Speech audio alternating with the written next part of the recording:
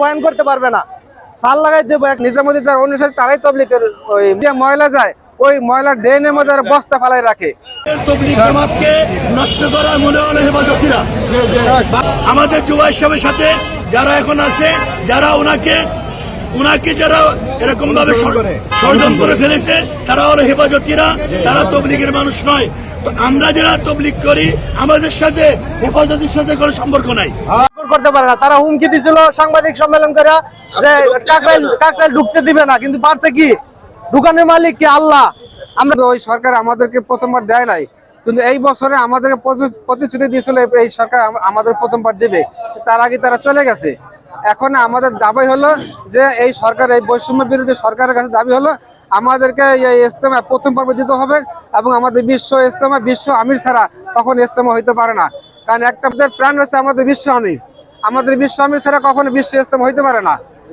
এই জন্য আমাদের বিশ্ব ইজতেমা, বিশ্ব আমিরকে আনতে হবে ইনশাআল্লাহ। আমাদের এখানে আসার উদ্দেশ্য হলো জুবাইর বন্দীরা আমাদেরকে বলছে এই যে সোহরাওয়ার্দী উদ্যানে বলছে মৌলানা সাদ সাহেবের গ্রুপে কাকরাইল মসজিদে ঢুকতে দেওয়া যাবে না। এটা সোহরাওয়ার্দী উদ্যানে ওরা আলটিমেটাম দিচ্ছে আমাদেরকে, এই জন্য এখানে আমাদের আসা হয়েছে। এই জন্য ওরা বলছে আমাদের নিজামুদ্দিনের অনুসারীরা কোনো লোক নেই, কোনো উলামা একরাম নেই। এখন আমরা যে উলামা একরামরা আমাদেরকে বলে এই নিজামুদ্দিনের অনুসারীরা কোনো লোক নেই। এখন আমাদের বাংলাদেশে, পুরো বাংলাদেশের লোক একত্রিত হয়েছে। প্রথম পর্বে ইজতেমা করবো ইনশাআল্লাহ। আমরা মৌলানা সাদ সাহেবকে আমাদের হযরতজি বাংলাদেশে প্রথম পর্বে আনতে চাই। আমাদের একটাই দাবি, আমরা প্রথম পর্বে করতে চাচ্ছি এই যে আমাদের বৈষম্য বিরোধী, আমরা অনেক বছর ধরে বৈষম্যের শিকার হয়েছি। সত্যি কথা, তারা আল্লাহকে ভয় করে না। আল্লাহকে যদি ভয় করো তাহলে মানুষকে ক্ষতি করে না। তারা ইজতেমার ময়দানে যত আসবাব সবকিছু ভাঙ্গে ছিঁড়ে যায়, বাথরুম নষ্ট করে ফেলায়, বদনি রাখে না, তার ছিঁড়ে ফেলায়, এবং এমনও করে যে ড্রেন দিয়ে ময়লা যায়, ওই ময়লা ড্রেনের মধ্যে বস্তা ফালাই রাখে। এমন ভাব করে বস্তা ফালাই রাখে, তারা জাম বানিয়ে রাখে, তারা জানে আমরা ইজতেমা না করতে পারি। এরকম ইজতেমার ময়দানকে অচল বানিয়ে রেখে যায়। আমরা ইজতেমা করতে পারি না। আমাদের অল্প সময় থাকে, অল্প সময়ের মধ্যে আমরা ইজতেমাকে পুরোপুরি কাজ করতে পারি না, যার কারণে আমাদের প্রথমবার দেওয়া হবে। তারা ইজতেমা ভাঙ্গে নষ্ট করে ফেলায়।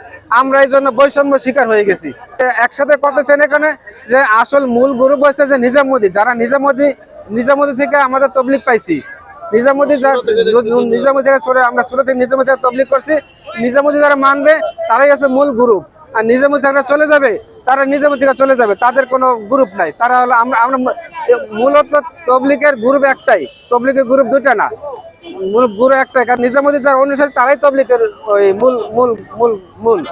মূল ধারায়, মূল গ্রুপ হলো সাদ সাহেব, নিজামুদ্দিন এবং সাদ সাহেব দামাত বরকতুল্লাহ যে নিজামুদ্দিনের নামে আমাদের এইজন্য কাগজে কলমে লেখা আছে আমাদের মুরব্বীরা। এই জন্য নিজামুদ্দিন মার্কাজ আমাদের বিশ্ব মার্কাজ, নিজামুদ্দিন শাখা হয়েছে আমাদের কাকরাইল মসজিদ, টঙ্গিয়া। এই জন্য নিজামুদ্দিন শাখা হলো কাকরাইল। কাকরাইলে যারা হক নিজামুদ্দিন যারা অনুসরণ করে তারাই কাকরাইলে থাকবে, তাদেরই হক। রহমতুল্লাহ আলাইহি তবলিগ ভারত থেকে শুরু করছে, পরে বাংলাদেশে আসছে।